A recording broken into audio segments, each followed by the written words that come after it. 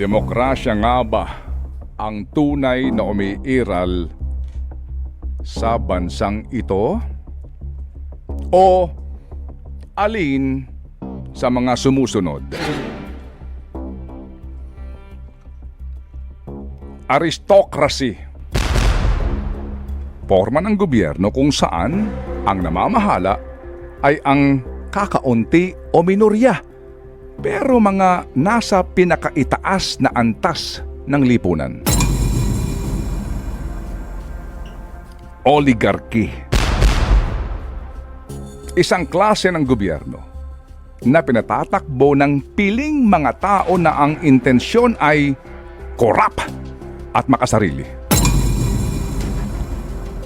Plutocracy. Gobyernong pinatatakbo ng mga taong mayayaman kung saan naghahari sila ng dahil sa kanilang taglay na kayamanan. Kleptocracy.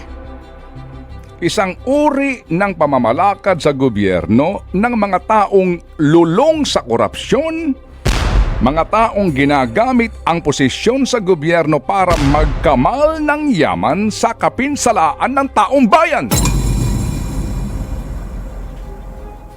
O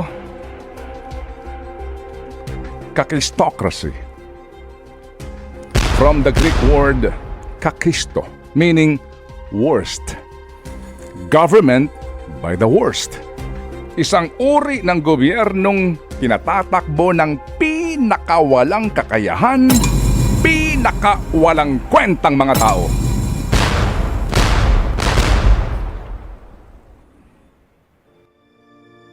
Ano sa palagay niyo? Anong klase? Anong uri ng gobyerno meron tayo ngayon sa Pilipinas? Bayan, mag-isip na po tayong mabuti. Think about it.